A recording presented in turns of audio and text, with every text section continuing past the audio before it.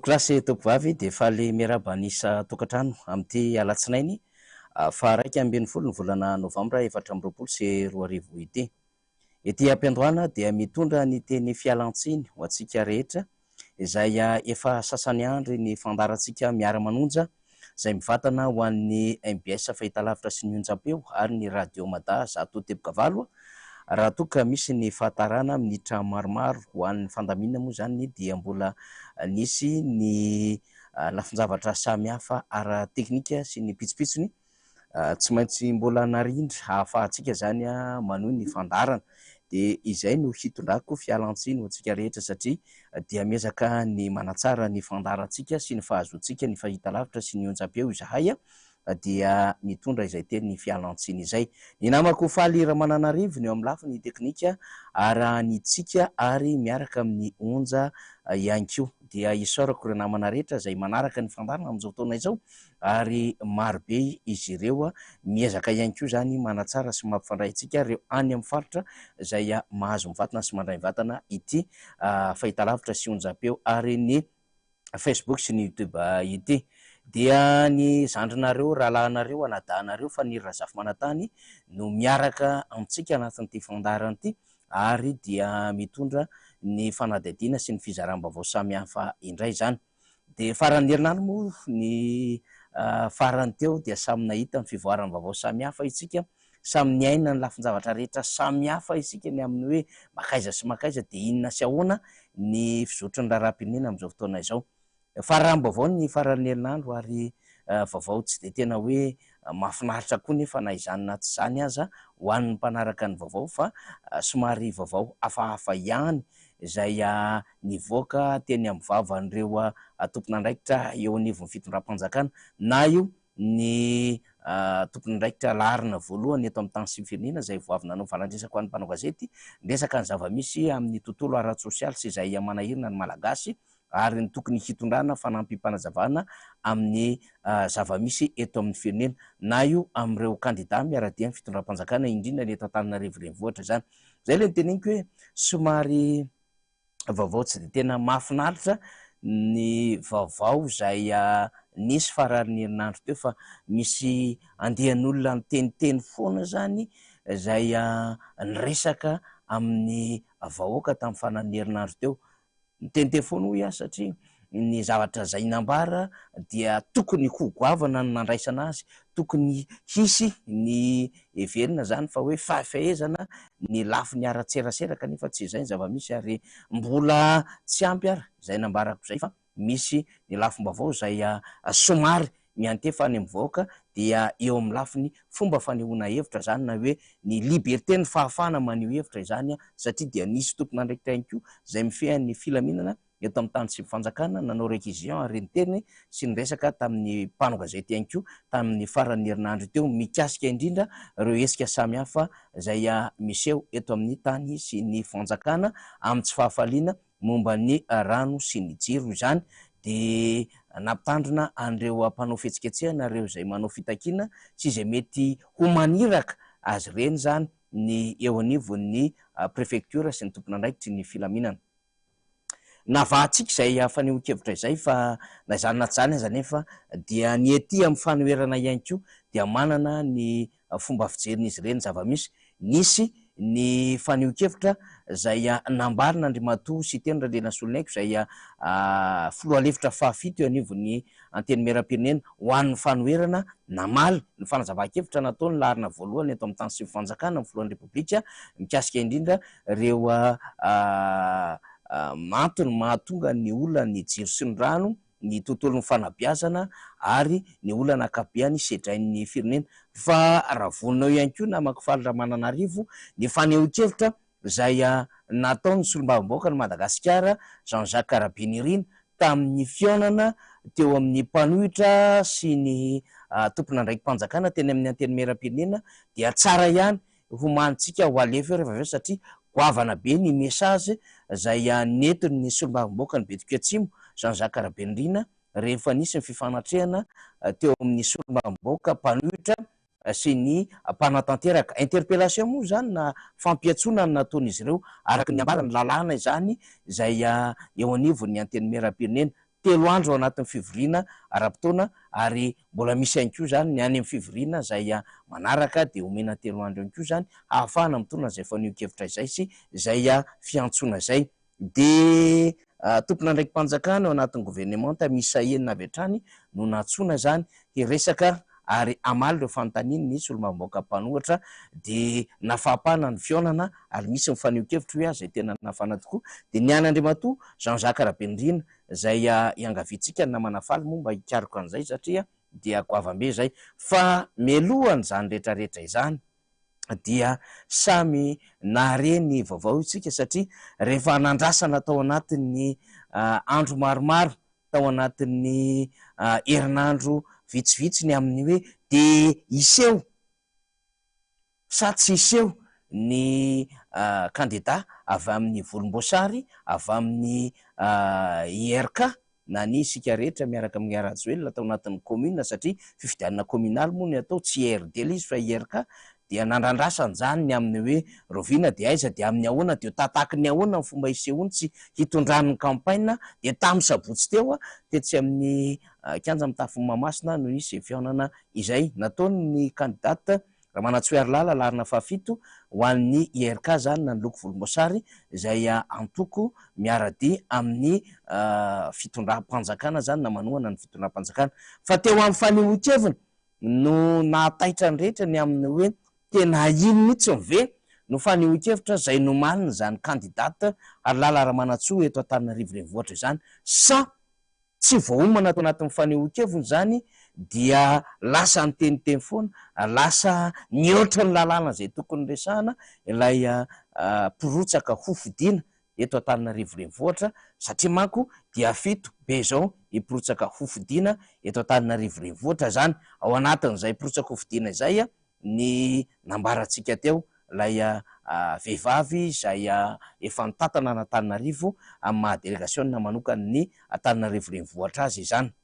de teo amin'izay somboka bariny zay no samy nanaitra ny rehetra ho an'ny mpanara-baovao ho an'ny mpahay lalàna ho an'ny mpahay ny raharaha-pifidianana ho an'ny mpahay serasera ho an'ny mpanara-baovao sy ny mpanao fanadihadiana politika de betsaka ny commentaire nandehandeha zany tany amin'ny tambajotra sosialy tany betsaka ny commentaire zay ahafahana manao tsoa-kevitra ny amin'ny hoe olona tena niomana aminay-pony hitatana an'Antananarivo ve sa natosika ho anisan'ireo ho mpifaninana fotsiny ihany fa tsy mbola ampy an'izay traikefa politika zay ity kandidata ity samy mametraka fanontaniana ny rehetra fa ny zavatra anambariny aloha zany dia hafahafa be ny any tsy araky ny tokony andrasana attente andrasana amina hoe pirotsaka hofidiana ho amin'ny fifidianana be ny tanàna satria misy enjeu politika goavambe sady enjeu économique goavambe zany Antananarivo renivohitra izany zay capitale de Madagasikara kanefa ny fanehoan-kevitra sy ny fisehoana voalohany nataony tamponina Antananarivo renivohitra sy ireo miray loko aminy de efa azo lazaina zany fa tafiditra raha ohatra lalao baolina kitra ndresahana de hoe efa hors-jeu sahady efa anisan'ireo tokony hiara ny fanasaziana satria dia miresaka ny zavatra tsy firesaka ary milaza ny zavatra sy tokony ambara ao anatin'izay mety hoe tsy fankatoavan-dalàna ho an'ny tena moralité sy ny etika hitantanana sy hitondrana ny fifidianana indrindra ho an'ny fanajanana lalàna zay tokony hitondrana ny fifidianana izany. Ny fifidianana moa zany fifidianana communaly dia misy ny voamera maly eo tena misahana zany no mikarakara izany fa ny rehetra eo tsy misy ny hoe hambolo ny lalàna na ivelan'ny lalàna satria kandida zay mety hoe manana lokony volomboasary ary miray na toanan'ireo tompon'andraikitra samihafa ao anatin'ny fitondram-panjakana dia mahazo manao zay tiany atao mahazo miteny zay tiany tenenina dia malalaka eo anatrehan'izany rehetrarehetra izany ary tsy misy mahavoasazy azy zany no manahirana amina fomba firesaka tamin'ny asabotsy lasa teo hitondrako fanadihadiana amintsika zany ary betsaka tamintsika no nandefa ny fanehoan-kevitra taty ampiny amin'ny hoe dia ahoana io ry faniry ino io araky ny lalàna sy ny sisa iresaka amin'izany fa mialohany tena iresako azy namako faly Ramananarivo tsiky ionja dia iangavika aloha zany tsika hamerina an'ilay horona piesy horona tsary zay mirakitra mikabary fohy nataondra matoy ary lalaramanatsoa tamin'ny zabosy teo dia hiveriny eto amin'ny fandaharantsika indray ny tenako fanery razafy manantany. Zao zano candidat mpanjakana, zano candidat orange ary zareh aza mieritreritra lavitra ny sainareo, zano izy ary isika miaraka no hibata amin'ny fandresena aza misababaka zany rehefa tonga eo atsika ny tanàna. Ahoana iza mafy isika mafy tsika ny rôle atsika ny tanàna, atsika ny tanàna sa ahoana gouverneur ahoana député namana anisany tanàna anisany tanàna atsika anisany tanàna mafy de iny zany fomba nanehoany heviny raha possible zany falitsika ionja ambadika eo dia aza miala lavitra ihany aloha zany fa misy zavatra kely ho averintsika teo. Point rairaisika aloha zany de hoe zany candidat mpanjakana, zany candidat amin'ny orange aza mieritrerika, aza misalasala ho an'izay misabaka ny ambadika any iangaviako averina kely rehefa mamerina azy de tonga de tapao eo amin'izay lafin'izay, tsy hoe atao en boucle le izy namana faly fa eo amin'le candidat mpanjakana fotsiny candidat ny orange zay fotsiny tiatsika ho renesina fandroany zany de andeha any amin'ilay fanadiadintsika de tapao eo de averina indray rehefa avy eo raha ohatra ka efa vonina le izy alefaso kely fotsiny le izy onja de miverina atao anatin'ny faridaharantsika zany amin'ny hoe zany candidat mpanjakana. Misy zavatra tiatsika ho resana manko amin'izany fomba faniohakevitra zany. Dahora ionja vetivety kely. Zao zano candidat mpanjakana,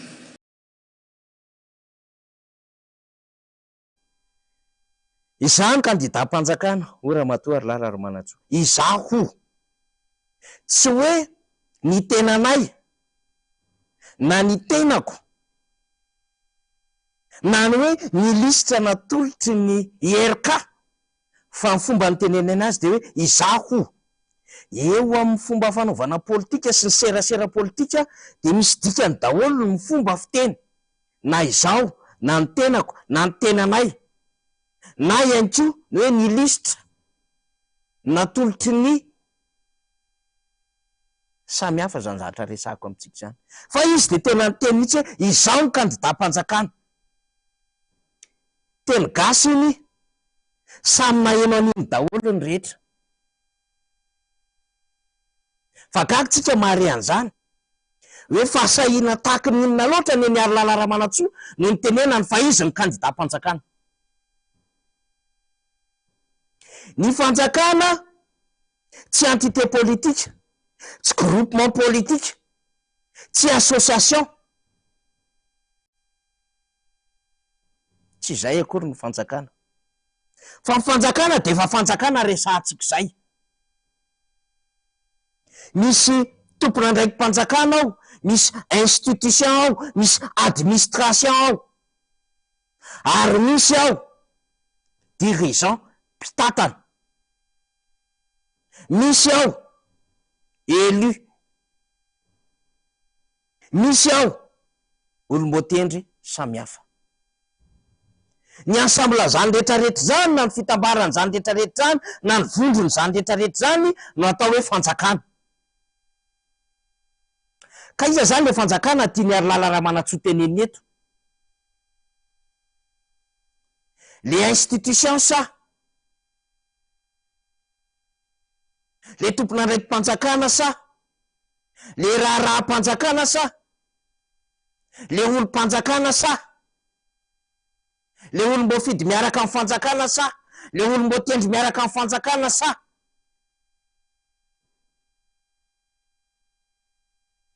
iza no tianytenenina amin'izay. Mazava manko nambarany lalàna ny fehny fifidianana. Raha fifidianana communal no resahantsika zany dia azo atao no mirotsaka amin'ny tenany io le hoe tsy miankina. na mety ho fikambanana io, na mety antoko politika io, na vonona antoko politika. Fa tsy mbola nisy zany hoe ity ny fanjakana de ndehan'olotra kandida anankiray na roa na maromaro. Fa teto izy de mivaky fa izany kandida-mpanjakana. Tamin'ny sabotsy teo zany. Raha izy zany kandida-mpanjakana de mbola nampino le izy. Izany kandida-mpanjakana, izany kandida ny Orange. Avereny kely izy namana ionja zafady. Avereny kely. Zao zany kandida-mpanjakana. Zany kandida Orange ary Zarery. Izany kandida-mpanjakana, izany kandida Orange ary Zarery. Fa eo amin'le izany kandida-mpanjakana, izany kandida Orange, dikan'izay zany. Ny fanjakana ray manontolo zay mitantana ny firenena am'izao tontolo izao, indrindra reo feno fahefa-mpanjakana sy manana ny rafim-panjakana zany, no ao ambadiky ilay kandidaty eto Antananarivo renivohitra. De mbola miporifon'ny zany, izany kandida ny Orange. Izy tsy miteny hoe zany kandida ny isika rehetra miaraka amin'ny Andry Rajoelina, fa zany kandida ny Orange. Kidio Orange atoko miaraka amin'ny fitondram-panjakana zany. Mbola azo hitarina zany hoe izay kandida ny Orange zany kandida-mpanjakana manerana Madagasikara. Mbola azo hitarina zany. Fa teto Antananarivo renivohitra no fasahiana goavambe na tonga ilay kandidaty ny laza fa izy ny kandida-mpanjakana, izy ny kandida Orange ary izy rery zany. Marina aloha zany. Izy rery tokoa zany raha le loko ny volomboasary Orange. Fa eo amin'ny fasahiana hoe izany kandida-mpanjakana. Ny fanjakana eto tsy entité politique. Ny fanjakana tsy parti politique, tsy groupement politique, tsy association politique na association 60-133. Fa fanjakana, dikan'izay, ny fanjakana heverina fa ray aman-dreny. Ny fanjakana heverina fa tsy manana fironana sy fiandaniana atsinaro. Ary ny fanjakana tsy tokony hanana endrika fisehoana hanome hery vondrona anankiray eo anatrehany raharaham-pifidianana satria izany de miteraka tsy fitoviana herijika eo amin'ny samy kandida. Antony na tonga le hoe aleo nasiana ny voameram-pirenena maleo tena isana fifidianana mba tsy hahatonga n'ilay fanjakana hanana an'izay hoe maina izy na anana an'izay hoe fahafahany mikitika na milalao na manao amin'izay fomba rehetra ahafahany manosika an'izay mety hoe kandida hanana ny fironana na hanana ny tombony kokoa ny fanohanana azy. Eo anatrehan'ny lalàna zany de fahatsoana behivavy reny. Ary raha ohatra ka tsy manao demantiana iny ary lalàra-malatsoa hoe fahatsoana teo amin'ny lafiny serasera ny nanambarako an'iny, ary tsy zay ny tena tiako atoavana fa hoe zany kandida ny Orange fa lasa tsy nahavavako de dikan'izay mikonfirme anjara nanambarana izy fa kandida-mpanjakana izy. Ary raha ohatra ka tsy milaza an'izany koa ny eo anivon'ny fitondram-panjakana ny amin'ny hoe tsy manana kandida ny fanjakana, fa ny ataon'ny fanjakana de migarantira ny neutralité ny administration, migarantira neutralité ny amin'ny fikarakarana amin'ny préparation ny élection rehetrarehetra. Ka raha tsy manao zay démenti zay zay tompony andraikitra eo anivon'ny fitondram-panjakana na izy ministry ny ady-tany, zay anisany mpiara-miasa akaiky amin'ny voameram-pirenena maleo teny amin'ny sahana fifidianana, na izy ny eo anivon'ny ministère ny fitsarana ohatra, zay mampiatra ny lalàna amin'ny akapobeny ny amin'ny raharaham-pifidianana ihany koa misy efampidirana zany, na ny chef de l'administration mihitsy ny tokony teny hoe tsy manana an'izany ny fanjakana. Ka raha tsy miteny an'izany de zao mbola mikonfirme zany fa misy kandida-mpanjakana ary mirehare le kandida fa kandida-mpanjakana izy. 48 heures tao aorian'ny fanambarany mbola tsisy miteny am'izao fotoan'izao mandiso na manamarina an'iny zavatra iny fa mandiso marimarina kokoa an'iny zavatra anambarany iny raha ny tokony izy. Zay le demonty andrasantsika. Andrasantsika zany amin'ny androany sabotsy iny natao lahady samy nangina ny haino an'iny video iny avokoa latsinainy androany tokony efa miditra brown rehetra tokony mivory mandinika ary ny tokony misy fanambarana mivoaka manaraka an'izay. Raha tsisy zany am'ty androany ity de misy tompona ndraikitra mikarakara ny fifidianana atao hoe vomeram-pirenena amsahana fifidianana, vomeram-pirenena mahaleo tena amsahana fifidianana, de tokony andray fianapahakevitra zany ny seny fa rehefa ratsy ny seny mamerina andohany manao rappel l'ordre ny zavatra tokony ho fantatry ny candidat, ny zavatra tokony ambara ny candidata fa sy tokony hiteniteny foana tahaka ireny na miditra avy hatrany anatin'ilay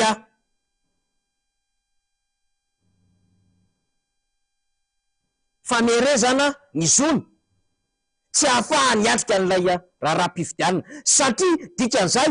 efa manana an'ilay masinina lehibe amin'ny fitondram-panjakana ao ambadika an'izany le candidata de tsy mety zany satria raha miteny izy fa candidat-mpanjakana dikan'izany hiasa ho azy ny fokotany, hiasa ho azy ny délégué d'arrondissement, hiasa ho azy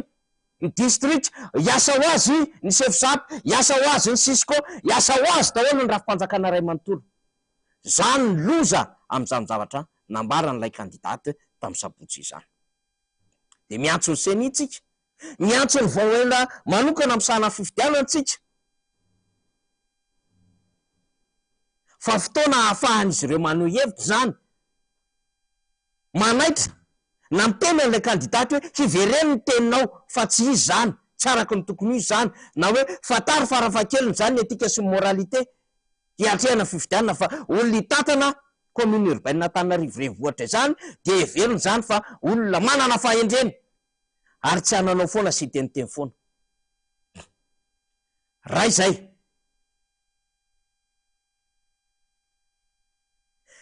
hiantsotsika an'ireo mpanara-maso ny fifidianana observateur électoral ny haino an'iny ve anareo tompoko, manakambara amin'iny ve anareo tompoko, azo atao sy azo tenenina ve zany satria ianareo ny mpanara-maso ny fifidianana tsy amy jour J amin'ny élection ihany ianareo no hiasa fa processus na zotra natao hoe fifidianana de mialoha fifidianana vanim-potoana fampelezan-kevitra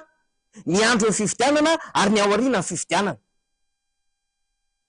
Ahoana ny hevitrareo mpanara-maso ny fifidianana, ahoana ny hevitry ny volony iraisam-pirenena zay miara-manara-maso ny fifidianana, mamatsy vola ny fanaraha-maso ny fifidianana ary mamatsy vola ihany koa ny karakarana ny fifidianana, manana ny protocole hiatrehana ny fifidianana ihany koa. Avela fotsiny very ny zavatra eny. Ny manahirana mako ao anatina deux poids deux mesures de zao samy natsaro isika fa ao anatin'ny vanim-potoana mialohan'ny fampelezan-kevitra izao de nampahafantatra ny maha-candidat azy Andriamatotojo Ravalomanana ary tsarony rehetra izany. Inona moa no atao hoe pré-campagne? Ny atao hoe pré-campagne de fampahafantarana ny candidat sy ny mpiara-miasa aminy. Ny atao hoe pré-campagne de fa fampahafantarana mialoha ny endriky ny programa sy ny vina ho aroson'ilay candidat. Ny atao hoe pré-campagne de fametrahana ny foto-drafitrasa ahafahana zany mandray an'ireo olom-pirenena zay hiara-iasa amin'ilay candidat. Iny lay hoe quartier général. Ary ny atao hoe pré-campagne dia fametrahana ny komity mpanohana an'ilay candidat de tao anatin'ny fampahafantarana an'ilay candidat. Teto Antananarivo renivohitra ny antokotiko Madagasikara niaraka tamin'ny Front National, niaraka tamin'ny bureau politika, niaraka tamin'ny solombamboaka, niaraka tamin'ireo mpiara-miasa aminy ao anatin'ny listra mpanolontsaina munisipaly eto Antananarivo renivohitra. De tsy nahazaka an'iny vahoaka marobe nanaraka an'le candidat iny le mpiara-dia amin'ny fitondram-panjakana lay mpanao serasera miaraka am'le fitondram-panjakana de nivozona tamin'ny resaka samy hafa ny amina hoe nitaritra amina mety ho fanatsarana n'ilay candidat na disqualification lafa zavatra tahaka ireny. De nisy aza fiavokany hoe tsy mety aminay le camion misy an'le banderola iny, tsy hoe zavatra nambarany Tojo Ravalomana na nambaran'Andriamatoa Marc Ravalomanana Front National ny atokotiko Madagasikara na nambaran'ireo solomaboka eto Antananarivo renivohitra le izy, fa lay misy an'le bapampa, le misy an'le t-shirt, le misy an'le camion, misy an'lay banderola de tsy zaka amin'ny mason'izy ireo mainka moa fa misy an'le olona marobe nanaraka an'le candidat larina fa efatra teto Antananarivo renivohitra de nivozona andresaka tam'izany. Saingy zao ny zava-misy na seniera de sarasara hoe inona moa ny olana am'ireny fa mpahafantarana l'izy tandremy fotsiny la endriky lay teny tsy hisy lifatra fa ity zany de efa filazana mihitsy hoe candidat-mpanjakana saripady zany eo anatreha amin'ny fifidianana satria ny fanjakana tsy manana candidat, ny fanjakana tsy entité, ny fanjakana tsy association, fa mafanjakana zay de fanjakana izy fivondronana asa sy andraikitra marobe sy fahefana marobe zany natao hoe fanjakana. Raha eo mandreny izy am'izay fotoana zay ka sy ny fizahozahoana ny antony le fizahozahoana zany de filazana le izaho zay nge le mahatonga an'le teny malagasy fizahozahoana izaho candidat-mpanjakana dia le endriky le fifidianana mihitsy no vohososy am'izany fotoanandro zany, le zotra n'le fifidianana mihitsy no atao tsinitsinina satria misy tonga de manavaka avy hatrany fa misy motera ngeza be, machine ngeza be an'le rafim-panjakana zany hanoana an'ity olona anankiray ty kanefa de mempe de qualité daholo no tokony ho candidat zay manaja ny lalàna ho amin'ny raharaham-pifidianana matoa samy candidat dia ny fehezan'ny lalàna iombonana manerina Madagasikara amin'ny commune 5 na afeny ny fepetra ahafahana mirotsaka ho fidiana condition d'éligibilité ny candidat rehetra fa tsisy fanasongadinana hoe candidat-mpanjakana fa ay zany ty ahihatra am'izay ty no amarin'lay candidat tamin'ny sabotsy fa tena misy le candidat-mpanjakana ny vavany no nyteny an'izany de mety ho tsika ny amin'ny raha tsy manao démenti izy tena nyteneny iny hoe solifatra amin'ny vavana fa tsy zay ny tiany ambara fa ny tena marina candidat volomboasary izy afa kokoa zany zay. Raha tsy manao démenti ny fitondram-panjakana de miconfirmer ny zavatra nambara n'ilay candidat dikan'izay zany ny lamay no ny candidat rehetra eo anatrehan'ny zavatra zay ho avy fa misy herim-panjakana lehibe ao ambadiky lay pirotsaka ho fidiana zany na candidata de rehefa niteneniny moa izany de ohatra ny nampiseho am'le hoe tena enjany izy de zay ny tsotsika ny seny hoe raha mahatsiary nareo fa lalao madity lalao ty raha sorevo daholo ny candidat rehetra naiza naiza sao isy raha pitso lafaka pitso candidat ny orange koa ka andray fitenenana ka hiteny hoe za koa candidat-mpanjakana, raha koa tokoa candidat-mpanjakana, ranona koa candidat-mpanjakana, tena fifidianana maloto zany ty fifidianana ty na de efa miahiaza ny rehetra raha tsy misy fandraisana andraikitra, raha tsisy donda-tabatra de azakagy isika raha ohatra avela am'izao iny teniteny foana iny de hiteny ray zany ny sasany amin'ny hoe satria azo ny sasany tao Antananarivo renivohitra resana de oety ny sasany any Besalampy, oety ny sasany any amin'ny faritra samy hafa ohatra zany teneniko zany fa tsy voatery ihany mialatsiny ara nanonona an'izay de ilaza fa izay candidat-mpanjakana izay candidat zao ohatra hoa raha ohatra ka tsisy miteny tsisy manarina ny zavatra natao iny ary le olona zay niteny an'iny tokony hialatsiny zany no fanetretena voalohany amin'ny fomba fanaovana politika raha misy ny fahatsom-pitenenana sy fandikan-dalàna fa tsy azo izahozahoana ny raha-raha-mpanjakana sy ny resa-mpanjakana anatina fifidianana tsy mampitovy zo miporotsako fidiana izany, ary manao tsinitsinina ny fepetra ara-pifidianana zay tokony hitoviza amin'ny kamo kandida rehetra naiza naiza toerana misy azy manerina Madagasikara. Zay zany apetratsika mazava, raha misy vao miaram-pirenena mahaleo tena misahana amin'ny fifidianana dia angavitsika izy iteny hiresaka momba an'izany adevitra izany. Faharoa, efa le kabary politika amin'izay, satria zany le olona zany nahazo hafanam-pony amin'ny hoe izany kandidam-panjakana, izany Orange. Dia ave izy miteny an'le hoe atsika ny tanàna. Le fasika indray aloha namana Jonja, nitoy an'iny ary, de miverina amintsika indray rehefa avy eo. Le fasika Jonja. Ao. Aza mieritreritra lavitra ny sainareo, zany ho izy, ary isika miaraka no hibata amin'ny fandresena, aza misabavaka zany rehefa tonga eo atsika ny tanàna. Ahoana? Iza mafy, isika mafy, tsika ny rôle, atsika ny tanàna, atsika ny tanàna. Sa ahoana gouverneur? Ahoana député namana, anisan'ny tanàna, anisan'ny tanàna, Atsika. anisan'ny tanàna. Mafy. Atsika mafy, atsika ny rôle, atsika ny tanàna. Atsika mafy, atsika ny rôle, atsika ny tanàna. De zay ny tiako tenenina hoe mba misy mpanolontsaina ratserasera ve iny olona iny kabary tamin'ny sabotsy.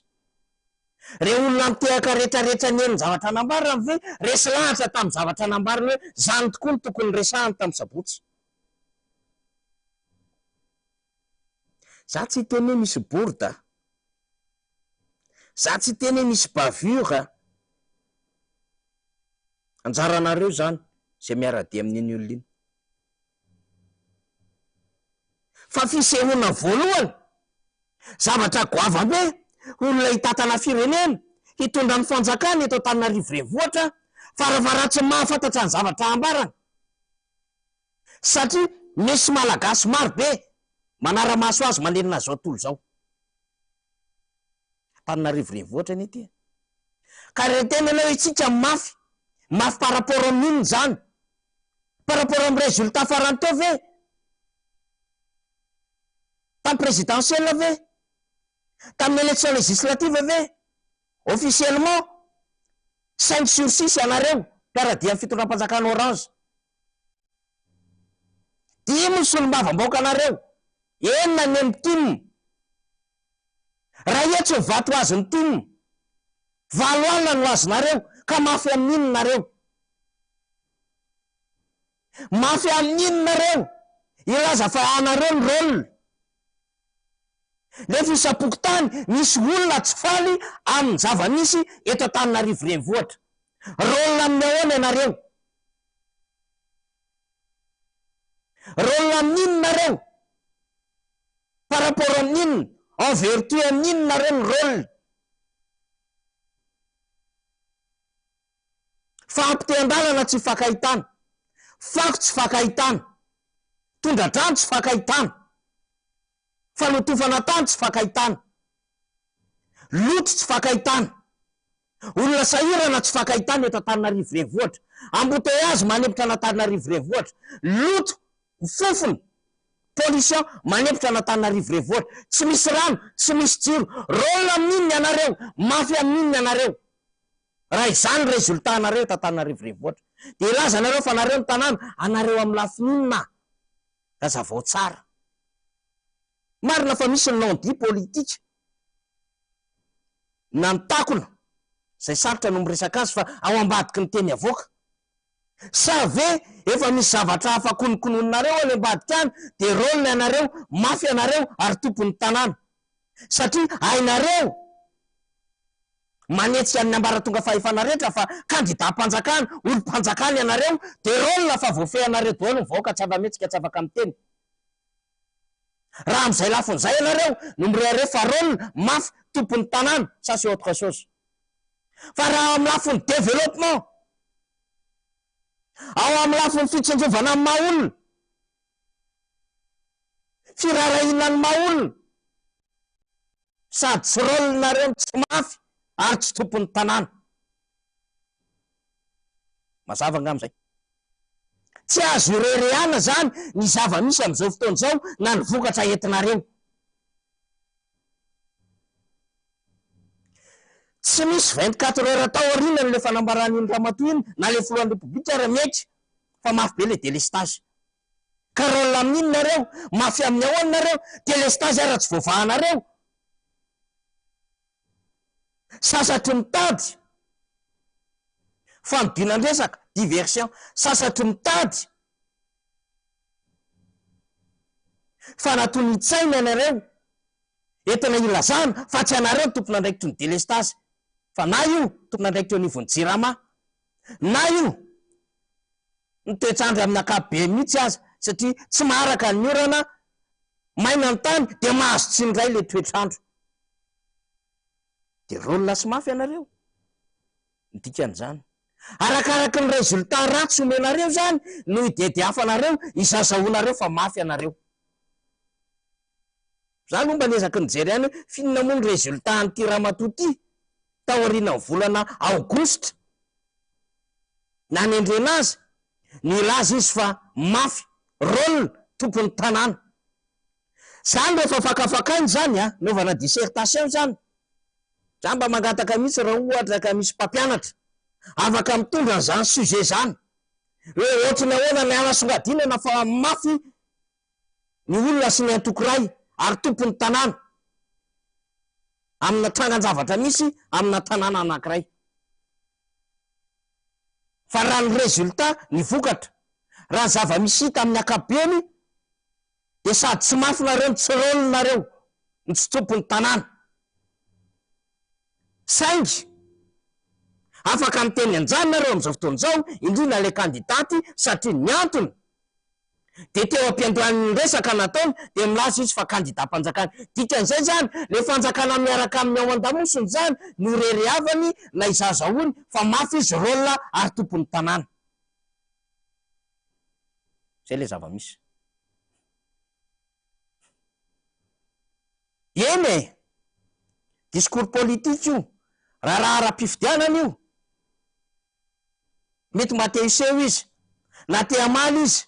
araky ny resaka mandeha anaty tambazotra sosialy, fa anisan'ireo kandidata, anisan'ireo mpirotsaka-hofidiana fara maivana izy ary atahorana tsy hahaverim-bola aza 10% amin'ny fifidianana ho avy eo. De mety zay ny fomba namaliny lay mpirotsaka-hofidiana le kandidaty azy. Fa fijeran'ireo voalohany de zao tsy ampy mpanolontsaina ara-tserasera sy politika le olona. Tsisy briefing mazava tsara amin'ny zavatra zay ambarany, na mety tany-po be loatra na hitan'le olona zay tonga nanotrina azy dia ny ohatry ny tokony nambarany zavatra nambarany. Teo amin'le kandida-mpanjakana sy le hoe mafy tompon'ny tanàna sy ny sisa sy ny sisa. Io moa ao aorianan'ny 12 Desambra no afaka mitsara an'izany rehetra. No hita ny endriky ny fahamafisana, no hita ny amina hoe tena rôle tokoa, sa bandy, sa deba, sa le tena tsinitsinina eo anatrehan'izy. Le rôle manko fomba fitenin'ny tanora rehefa manaraka horonan-tsary. Bandy, rôle, deba, fomba fiteny daholo zany. Fa tsisy afaka tena mbola mamaritra an'izany ara-politika moa, inona tokoa moa zany rôle zany. Mahavariana mihitsy le olona. Fa fomba fijery tsotra tafajabaka. Sao de mbola tsy tokony hanao politika aza le olona. Sao de mbola tsy izy ary ny tokony hirotsaka. Fa mamay be loatra le terrain hirotsahany mavesatra loatra lay andraikitra babena azy ampendraketina azy no raisiny le misy ao omena azy satria ny sary ny fanjakana ray manontolo babeny le ramatoa eto Antananarivo renivohitra any ny fanontaniana mipetraka any amintsika mananjoy rotsaka izy ary mba mety manana ny ambition izy tsy olanjany fa amin'ny lafin-javatra tahaka ireny vidiana lafony serasera raha vao miteniteny foana vidiana lafo ny fomba fampitakafatra raha vao miteniteny foana ka elatsy ny tompoko raha fantatrareo fa ny otefa miteniteny foana indrindra lay hoe candidat-mpanjakana de nde mialatsiny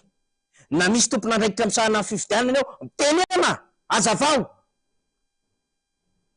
tsy mahamarina sy ara-dalàna ny reny fomba fanehotevitra ireny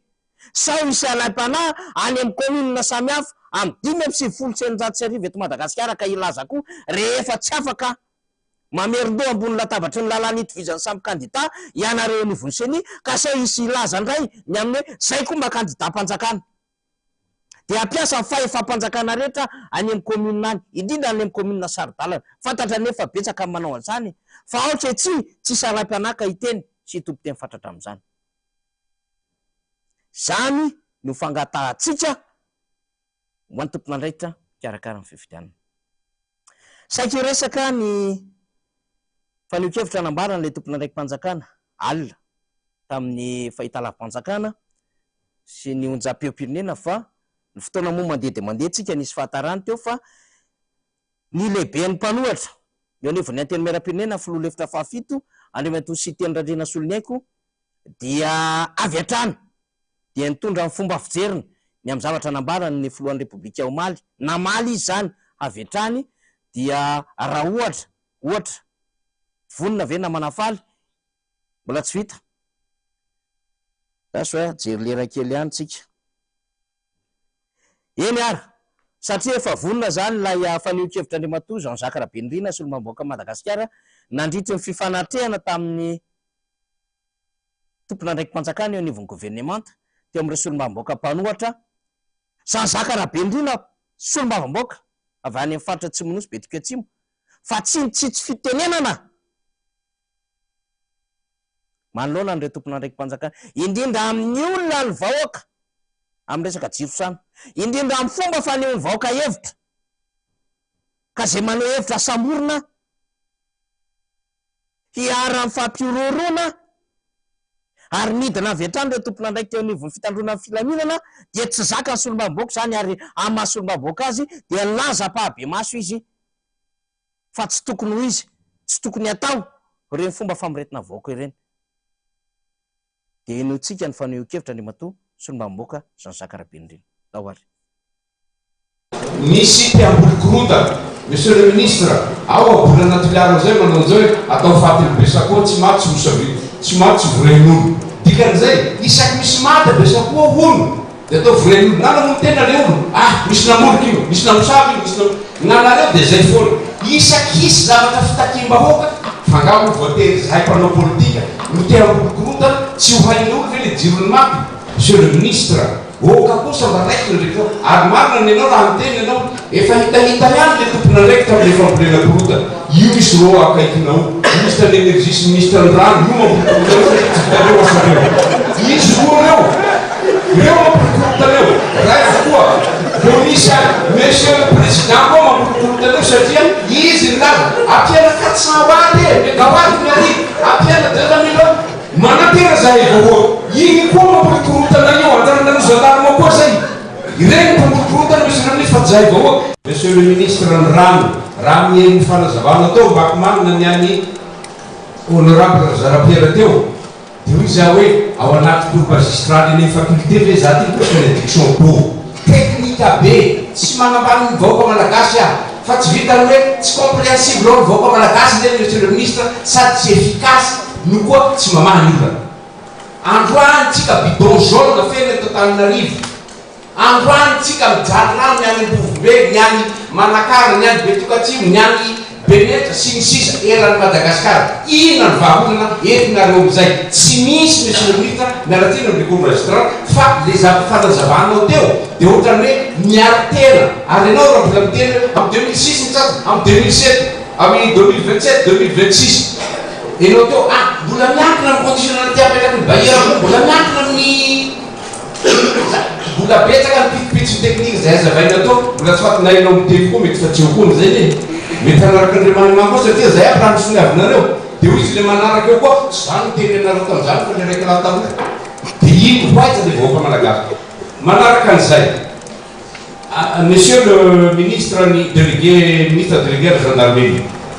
no mpitandro filaminana ianareo za toko de zany gendarme koa donc tsisy tokony tsy tiavako gendarme ary atao anaty kazerina mahalava tongotra rey fa zao monsieur le ministre tsy ohatran'zany ny gendarme taloha tsy ohatrany ataonareo nareo tsy ery-pamoretana fa mpitandro filaminana ho izy anao teo hoe miaraka foana moa ny maramila ny polisy sy ny sisy nareo gendarme ny tena raharaha mitirahaраha ty za mba tsy nahita nampamijery zao amin'ny télé na zahay tamin'ny 13 mai tamina za mba tsy nahita polisy na maramila na bomba lacrymogène fa nareo gendarme ka nareo mpitandro mba asa mba tapanao noho ny zavatra taonareo gendarme lasa ohatrany hoe lasa tsy ho fahavanimbaoka ianareo monsieur le ministre fa fatanao ngamba fa miteny abetingolo iny maraina an'iny rano lahatra rano ny olona mitondra nandoro pneu maraina an'iny koa hita misy vadinareo gendarme ny lahatra bidon jaune natoraky ny olona ny bidon jaune satria izy vadinareo napoko bomba lacrymogène aminay halina androany nareo lahatra miaraka aminay tokoa zavatra misy zany monsieur le ministre na lavinareo zany zavatra misy zany ka monsieur le ministre kare mpitandro filaminana ianareo fa tsy hery-pamoretana ho an'ny vahoaka ary miaro ny vahoaka sy ny fananany zay no andraikitareo mpitandro filaminana voalohany kolatsatsiko resaka ny maramila sy ny polisy fa inareo gendarme no tena raharaha ty mikasika ny fandripahalemana amin'ny ankapobeny te maba iranareo teny de zao voajery tamin'ny télé handa hitatsika daholo zany afaky mahaliana angamba tamatavy nisy olona voatafika avy nanao pasoa maratra mihitsy ary le olona izy miradary angamba halina de vohalina koa nandeha tamin'ny télé koa misy mpivarotra grossiste nahita madinika voatafika koa tena mpitatafika karaha io firongorongonareo basy sy ny fitaovana mandeha mandravany de naveritsika mihitsy mifaneokevitry ny solomamboaka zany zakaraben'ny reniny ho fiarovana ny vahoaka zany amin'ny fomba fanehoana hevitra ary inona moa nyfahatsony vahoaka raha ohatra izy ka maneho fitarainana ny antsy fahazakany amin'ny hoe tsy manana rano zay tsy manana jiro zay tsisy ny herinaratra hahafahanay miasa sy manatanteraka ny asanay satria misy fahatiantoka raha ekônomika zany ny aingy avy any amin'ny olombelona mpamokatra voalohany indrindra ny fantiantoka terak'izay de tonga any amin'ny raharam-panjakana zany satria na ny fanjakana zay mety anatratra ny tanjony amin'ny alalan'ny helitra azy sy fanodinina orinasa amin'ny akabeny de tsy afaka mihodina ihany koa satria dia tsy mahalohe tsara-dalàna vahoaka satria tsy mihodina ny orinasany lozika zany saingy zao ampangaina zany fa manakorotana ny vahoaka raha vao mihetsika tondrona zany fa mety misy olona ao ambadiky ny miasa fanakotanana zay amin'ny alalany le mihetsy vahoaka ireny de izy ny teneniny député Jean-Jacques Rabendrina efa hitakitanareo izy ianareo mipanakorotana de ozy ny député Jean-Jacques Rabendrina reo akaikinao reto koa le izy mampieritreritra zany fomba fanehoan-kevitra zany satria tompona ndraiky mpanjakana tsy mahava olana zany efa tany amin'ny 7 sy 10 angeny nampanantena le tompona ndraiky mpanjakana zay mitatana firenena am'izao fotoana zao fa manana vahaolana efa vonona ary miomana hitondra fanjakana amin'io resaka délestage ny resaka olana eo an tsy fanananasa sy ny olana eo amin'ny tontolon'ny vidim-piainana akabeany vahoaka malagasy io kanjo entaona teorina mbola tsy vita le olana mbola tsy voavaly le olana ary tsy mbola voatolotra eny anivon'ny tokantrano malagasy le vahaolana nambaran'le olona fa anana ny vahaolana le olana fafitelo mandrakariva no amin'ny hoe raha misy ny olana misy ny vaolana fa miandro vaolana le voaka malagasy fa meolana isanandro no zavatra iainan'ilay voaka malagasy isa-tokantrano am'izao fotoana izao. De fahadosoana ve eo anatrehany fitakiana ny zony ny ataon'ny voaka ary hanondrona azy mpanakorotana ve? De mazava zany ny fiarovan-kevitra ny entiny sombam-boaka teo ho fiarovana ny voaka malagasy satria ny expression dia liberté, ny réunion dia liberté, ny circuler dia liberté. Fahafahana daholo zany, ny fanehoan-kevitra fahafahana, ny mivory fahafahana, ny mivezivezy fahafahana ny anaran'izany ka tsisy afaka manombona zany sady resahana lampanilona zany no arovany fanambarany iraisam-pirenena ho an'ny zon'olombelona, déclaration universelle des droits de l'homme. Donc raha fihetsiky ny fitondram-panjakana zany de sarotra amin'ny mampiasa izany, mampiatra izany, manatanteraka izany ho an'ny eto Madagasikara. Rary ny sitsiny raha ny teny ny solombamboaka Jean-Jacques Rabendrina mba ahafahana milaza fa tena manao ny asa ny solombamboaka mpanohatra ary tsy mitaza-potsiny ny amin'ny zava-misy eto amin'ny firenena. Amaranantsika azy araka ny nambarako teo, nisy valandresaka amin'ny vatana ho an'ny mpanao gazety tao amin'ny tambazotra sosialy nataon'ny filoha lefitry ny mpanohatra député Antoliara voalohany sy tendra Andriana Soloniaiko. Rahantsika fa ity fanehoan-kevitra ity fa efa bebe ihany resahantsika momba ny jiro sana fa ho an'ny tsy fanjariana ara-tsakafo ndray no ny safidinay ho alefa tao anatin'ny fandarantsika. Député Siteny Randriana Soloniaiko zany no hitondra ny fanehoan-keviny atao anatin'ny fandarantsika, raisina tao anatin'ilay fanehoan-kevitra mivatana tamin'ny compte Facebook-ny zany dia samy ho raisiny rehetreto ny fanehoan-kevina zay mivatana ny fitondram-panjakana zany ary tokony ho raisiny voaka malagasy hoe zao tokoa ny zava-misy amin'ny ankapobeny. Ao aorianan'izay avy hatrany dia hanakatona ny generika famaranana isika zay anomezako fotoana indray rapitso amin'ny fandarina miara-manonja ary andraisako vahiny hiaraka amintsika eto anatin'izany fandarina izany. Averimberikany vonona ary efa misokana atrika i quartier général ny candidat Tojo Ravalomanana ho an'ny eto amin'ny boriboritany enina Antananarivo renivohitra ary efa ao anatin'ny fametrahana an'ireo komite mpanohana azy Tojo Ravalomanana ary fahan'ny farany herinandro teo ary tamin'ny zoma de hitatsika ny fionany tamin'ireo eo anivon'ny taksena Antananarivo renivohitra ary fanomezana indray ny endriky ny fanomezatoky fa tena hiara-iasa hanatsara ny ty Antananarivo renivohitra ity indrindra eo amin'ny sehatry ny fitaterana izany na ho an'ny candidat Tojo Ravalomanana na ho an'ireo fikambana ny taksena Antananarivo renivohitra zay tarihan'ny mpanolotsaina Rarinirina Clémence Goavana sy zava-dehibe zany. Dia akasitahako isika eny amin'ny commune Ambonivohitra Ambohidratrimo niaraka hatramin'ny omaly tao amin'ny fokotanana Tohibe zay anaova kopakopa-tanana amin'ny vahoakana ny Tohibe, fokotanana ny Tohibe niaraka tamin'ny Komaly zay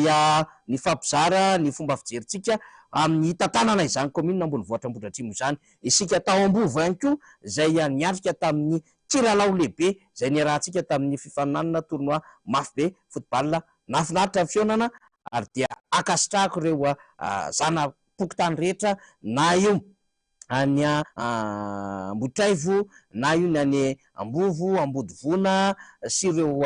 zana-pokotany zay mandrafitra izany fokotany izany. Tonga maro be isika dia makasitraka atsika matsinjo masitra dikoko anatin'izany sy ireo fokotany samihafa zay manodidina eo zay tonga ihany koa miazakazaka sy nifanotrona tamin'izany fionatsika izany. Mbola hisy ny fiainana maro be ionatsika fa ao anatin'ny fandrindrana azy ny candidat zay avy amin'ny antokotiky Madagasikara ao amin'izany commune Ambonivohitra Ambohidratrimo zany fanirina Zafy Manantany arindrako ary miaraka amin'ireo mpiara-miasa izany. Akasitrahantsika menakavy nanaraka ty fandarana ty na isika eto an-toerana na ny ampitan-dranomasina amaranana azy averiko ty fanehoan-kevitra ataon'ny VP7 eo anivon'ny Assemblée nationale na vice président fahafito eo anivon'ny Assemblée nationale anteny meram-pirenena sy teny Randriana Soloniaiko ity zay miresaka ny tontolon'ny tsy fanjarian-tsakafo zay miaro sy milaza ny zava-misy ankapobeny iaina voaka malagasy. Rapitso ndray ara topolasy topo avy. inona ny fahitany siteny Randriana Solony aiko aniny inona moa anaran'ity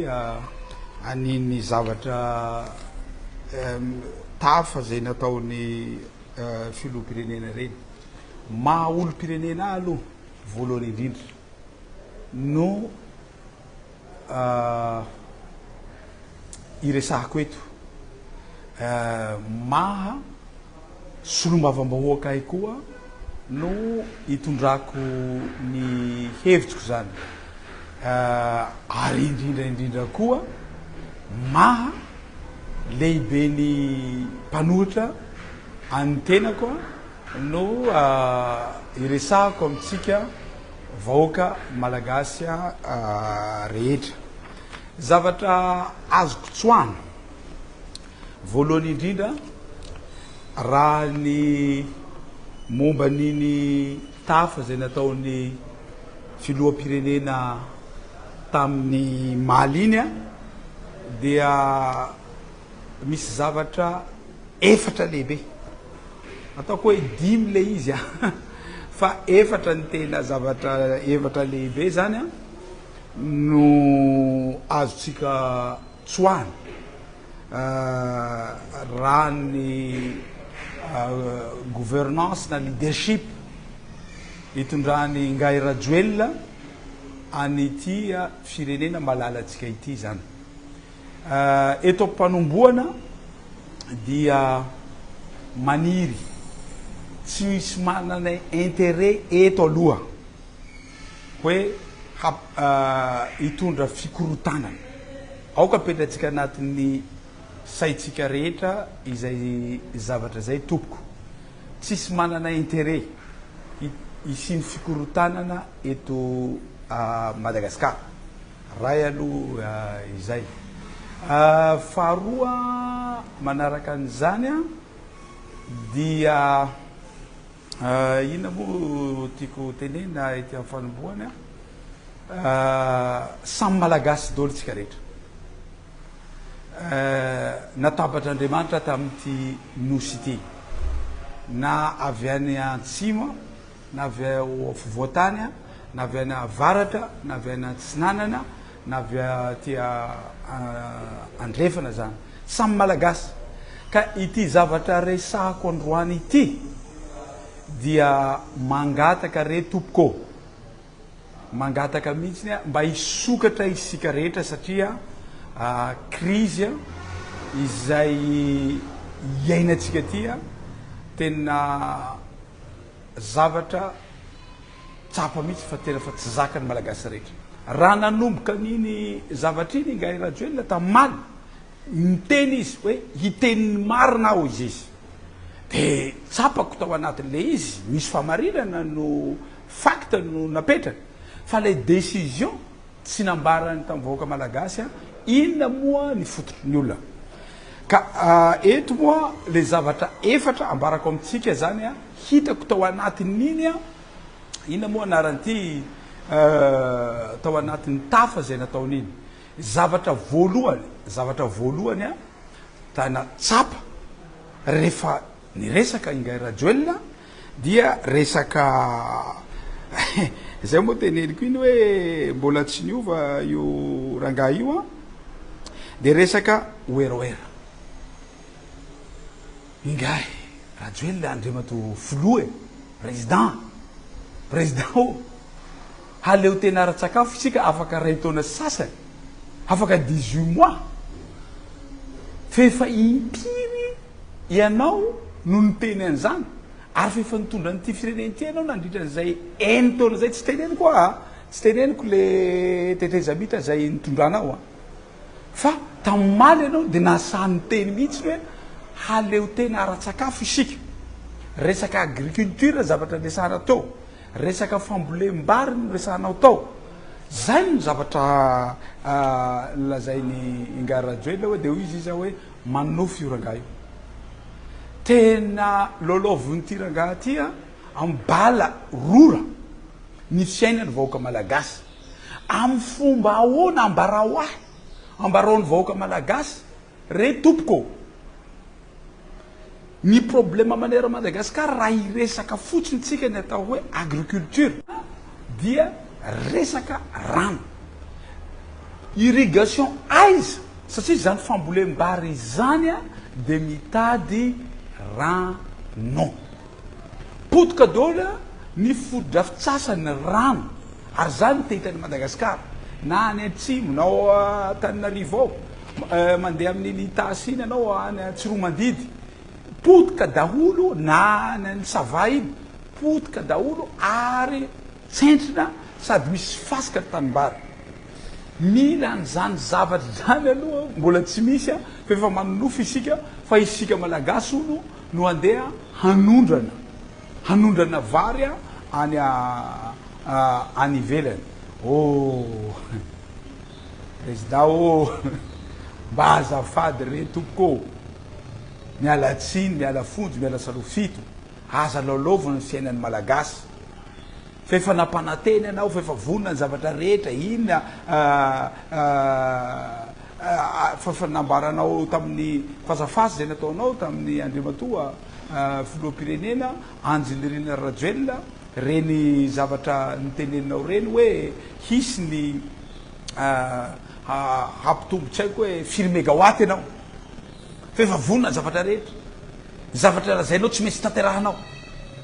Mandraky diny androany ty aizany misy any firenentsika.